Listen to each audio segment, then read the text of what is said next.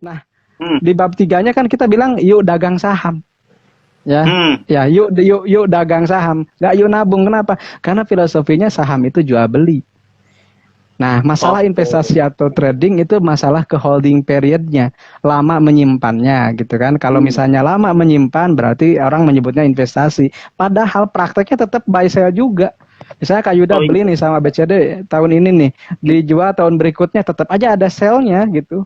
Hmm. Nggak istilahnya istilah yang lain cuman buy dan sell. Makanya bagi saya saham itu ya berdagang. Makanya dalam dalam fikihnya pun akadnya baik jual beli. Al bay al Hmm. musawamah, jual beli yang berkelanjutan seperti itu. Nah, kembali ke yang tadi bagaimana mengantisipasinya? Mengantisipasinya saya mengikuti guru saya Pak Budi Hikmat.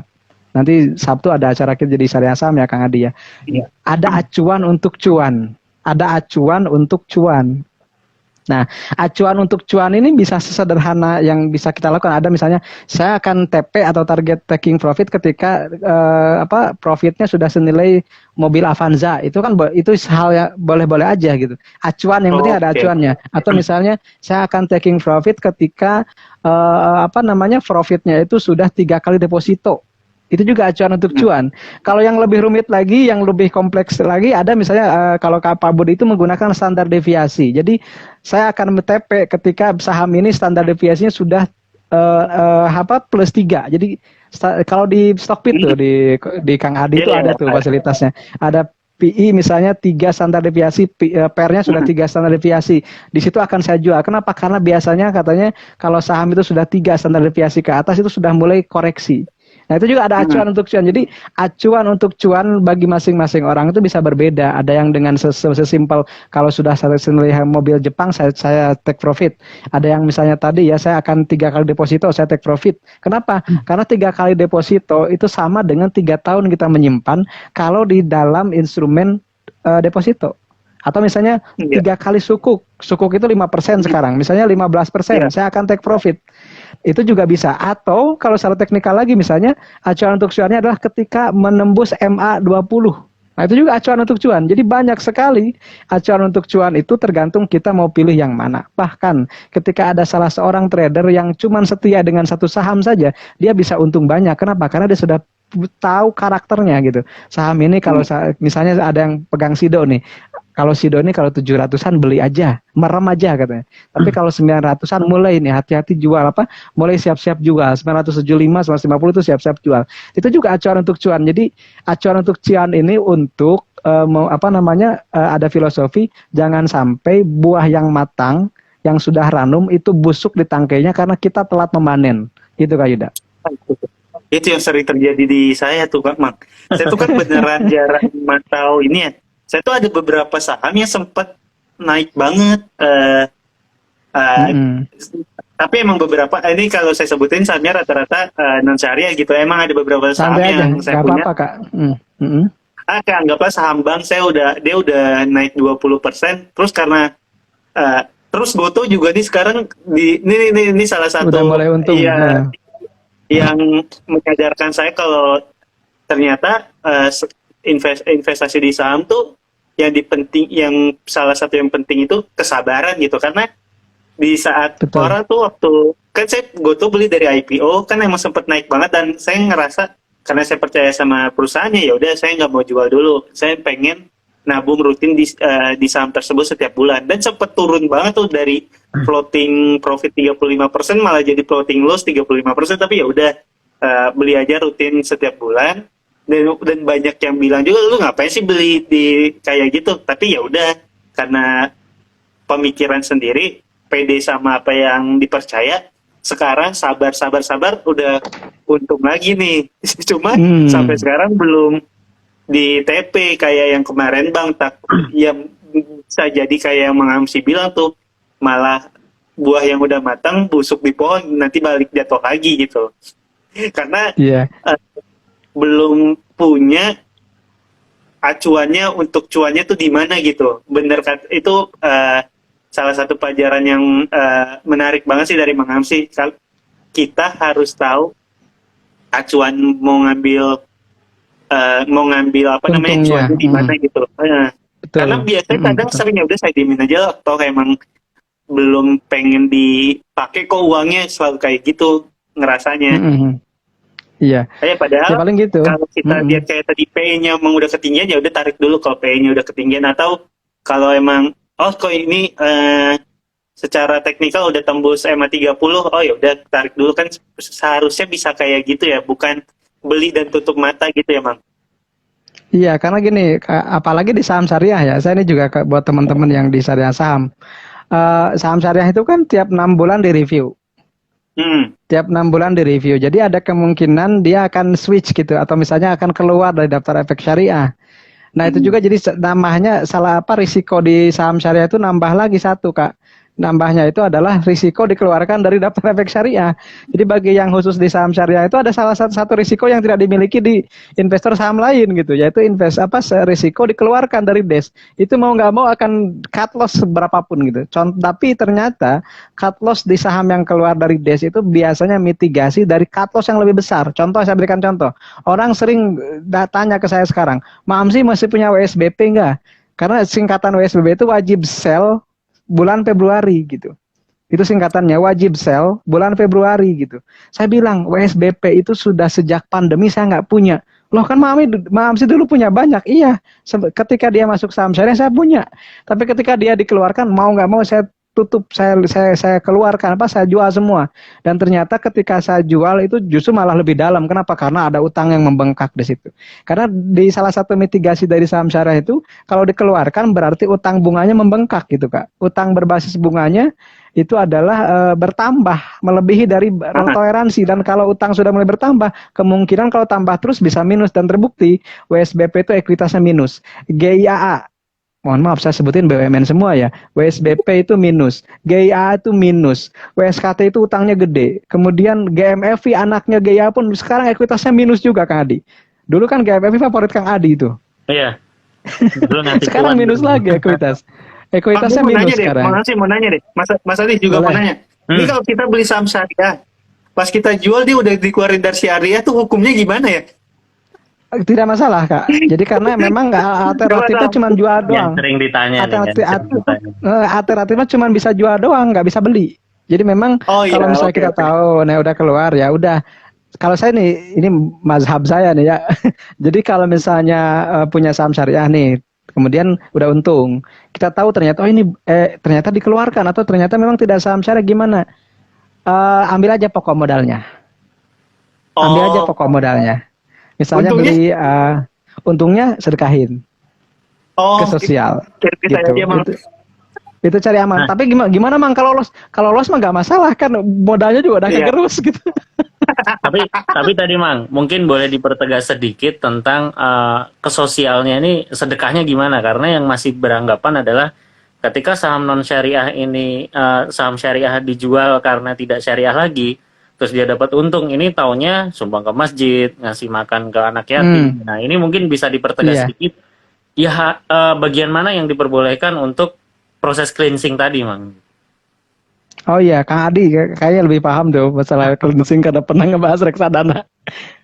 Kang Adi aja yang jawab tuh. Oke. Jadi buat teman-teman yang tadi ya, yang mungkin nggak sengaja gitu kan, karena kan kadang kayak tipikal Yuda kan udah jarang buka porto gitu kan, karena takut dijegal semesta. Jadi buka portonya sesekali, tahu-tahu sahamnya dikeluarin dari syariah, tapi untung. Nah, periode teman-teman harus hitung dari sejak dikeluarkan itu masuk untungnya teman-teman. Tapi misalkan ada selisih dari sejak dikeluarkan sampai teman-teman sadar baru dikeluarin. Nah, itu yang harus dijadikan melakukan proses cleansing. Nah, cleansing ini boleh ke fasilitas umum, ngebangun toilet, orang bangun jalan, itu boleh. Tapi kalau ke masjid, ke makan anak yatim, usahakan makanan nggak boleh. Nggak boleh, karena kalau nggak salah di DPS itu bukan harta yang baik. Nah, betul, ke fasum kayak gitu. Ke masjid juga nggak boleh, sumbang ke masjid juga nggak boleh gitu. Jadi harus benar-benar yang itu buat fasilitas umum gitu. Itu buat tambahan tadi, untungnya udah dari beli di 500 itu beli di 500 pas itu di 550 Pas dikeluarin di syariah saham dia naik lagi jadi di 580, berarti di 30 yang Iya. naiknya itu ya, yang di kelingkingnya ya. Iya, Oke. betul. 30-nya itu yang Iya. diklaim. Oke, oke. Jadi Karena yang 550 itu masih haknya Kayuda, Ya, masih betul. untungnya pas saham syariah gitu. Emang cenderung orang bilang, "Mang kayaknya tricky ya kayak gitu." Ya kan kita lebih lebih hati-hati aja sebenarnya gitu Ah. kan. Kalau gitu kan Mang bisa aja nanti aja ditunggu sampai naik beneran ya. Nah, kalau sampai naik terus nanti sedekahnya memang lebih banyak sih sebenarnya. Ah. Cuman kan tapi tadi ya Jadi kalau cuma ya kita turun lebih lagi, hati-hati. dia malah jadi nggak bisa sedekah ya, Bang. tapi benar Tinggal yang modal. kejadian yang sudah-sudah itu saham yang keluar dari non syariah dari syariah itu Dari biasanya. syariah. Nah, kalau udah berlama-lama pasti ada sesuatu kayak misalkan tadi hutang. Jadi sebenarnya itu reminder teman-teman yang pertama kali ketika teman-teman punya saham bahwa saham syariah itu nggak cuma buat muslim, tapi memang itu indikator yang menyatakan bahwa perusahaan itu bisa dibilang sehat. Kategori sehatnya apa? Hutangnya tidak melebihi dari 45% modal. Jadi bukan dibilang, wah masih berhutang nih, riba nih, wah ini panjang lagi nih nanti bahasanya nih, Mang Amsi yang mesti ngejelasin panjang lebar. Tapi pada intinya, semua perusahaan yang syariah itu bisa dibilang bisa dikategorikan masih aman lah gitu, masih sehat. Kalau teman-teman nggak mau 45% ya turunin aja lagi gitu. Kita kan punya screening hisa kan, aplikasi hisa, jadi teman-teman bisa cek di situ. Utangnya berapa gitu kan, atau pendapatan non halalnya berapa. Nah, kemarin tadi juga ada lagi di chat tadi saham buka nih Mang Yud. Jadi saham buka ini kemarin kita hitung pendapatan non halalnya karena ada aset dari BBHI ya kalau nggak salah. Tapi kan BBHI turun lagi nih Mang. Jadi bisa jadi pendapatan non halalnya turun lagi.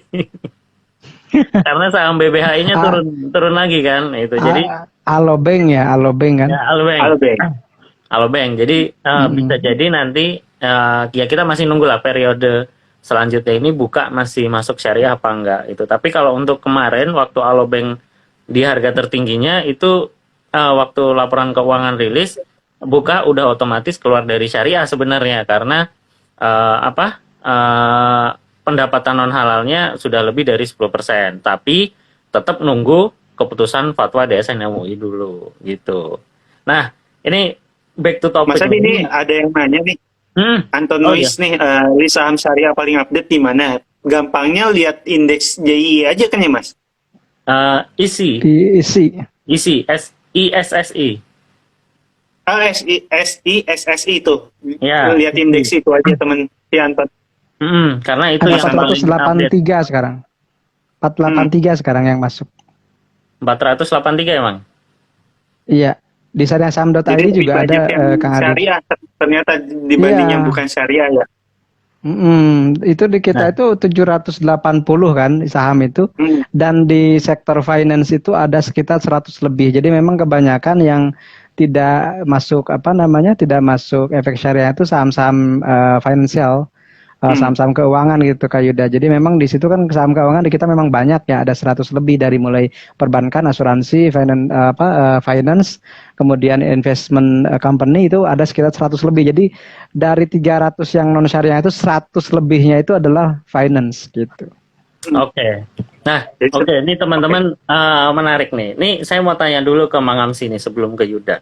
Kita kan tadi di awal sudah bilang bahwa dua sosok tokoh di saham ini lagi sedikit menghilang gitu dari peredaran gitu kan. Nggak kelihatan lagi nulis story, lagi cuan apa gitu kan. Nah, Mang Amsi mungkin boleh diceritain sedikit Mang. Gimana sih bisa tetap, ini buat teman-teman ya, karena teman-teman kita tahu di Jakarta juga udah mulai WFO, sudah mulai kegiatan normal kembali karena sudah bisa dibilang ini endemi kan. Jadi pandemik sudah berakhir, orang sudah mulai kantor lagi. Nah, dulu mungkin zaman pandemik orang bisa trading di depan layar gitu. Dia lagi WFH, work from home, ya udah trading. Akhirnya mereka jadi jago-jago gitu kan. Nah, sekarang mereka udah ngantor, udah nggak bisa lagi nonton layar. Itu gimana Mang caranya buat mereka tetap bisa berinvestasi dan bisa tetap bekerja? Mungkin Mang Amsi boleh diceritain sedikit.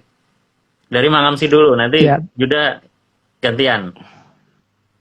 Terima kasih Kang. Jadi memang pandemi itu melahirkan banyak trader, terutama afiliator Seperti itu. Gara-gara pandemi nih, tapi sekarang grup saham jadi banyak banget, Mang. Iya, tapi Benar, sekarang betul, kan banyak tapi juga itu. yang mulai ini juga bubar juga. Tapi ya alhamdulillah kita aman. Oke, kalau ditanya seperti tadi ya, teman-teman ya, gimana sih? Kalau saya kan memang dari dulu pun nggak, meskipun WFH sekalipun, saya tetap tidak bisa seperti teman-teman karena memang ada kerjaan lain ya. Saya ngajar meskipun online, kemudian juga ngisi acara dan memang masa pandemi itu masa-masa kita sering ngisi acara. Nah, alternatifnya adalah bagi teman-teman yang ingin sedikit mid-term gitu ya, bukan scalper, bukan one day trade begitu. Sebenarnya kan di sekuritas tertentu atau beberapa sekuritas itu sudah ada fasilitas ATM ya, auto trading mesin gitu. Jadi Ya, kita setting buy-nya itu setting buy, setting sell, kemudian setting trailing stop, trailing profit. Itu semuanya by mesin gitu. Jadi misalnya nah kayak gini nih, saya tuh biasanya screening pakai emas tadi Kang Adi, set gitu. Kemudian cari nih yang mulai mendekati titik TB-nya, titik belinya gitu mana gitu, besok dieksekusinya di berapa. Nah, itu kan jadi istilahnya kita sudah men-settingnya malam gitu. Jadi kan karena bisa di-set sampai 1 bulan ke depan.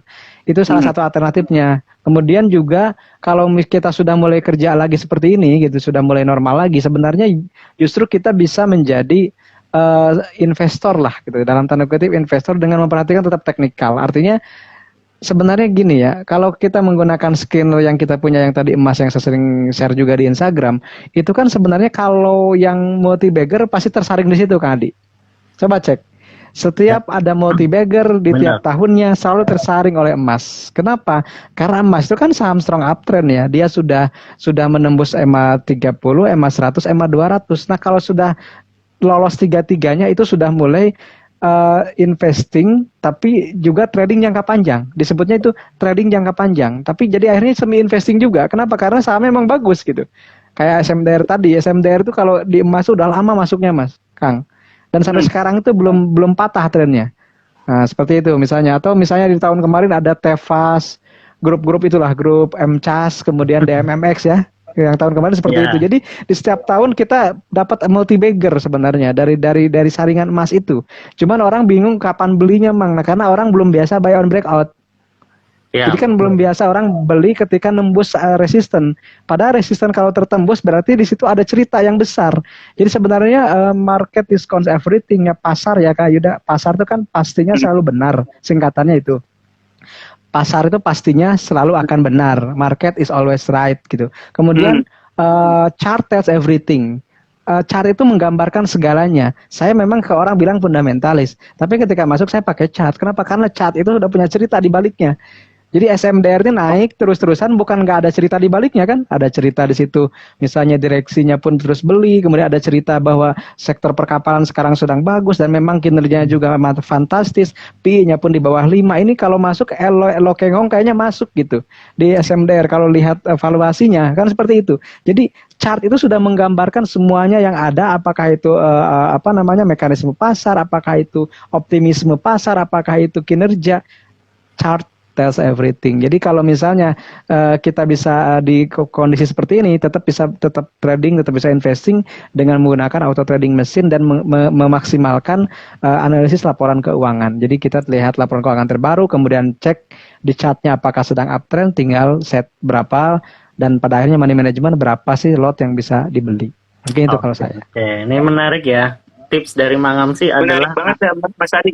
ATM nih. Jadi Mau bukan ATM, kartu-kartu ATM ya, bukan amati, tiru dan modifikasi, tapi memang betul-betul teman-teman yang sudah punya trading plan ya udah tinggal masukkan auto order namanya kalau di beberapa sekuritas mungkin namanya auto order ya. Nah, nanti silakan tanya ke sekuritas masing-masing punya apa nggak tuh auto order. Nah, kalau teman-teman kerja tadi bisa posisinya kayak gini. Nah, sekarang mau tanya ke Yuda nih.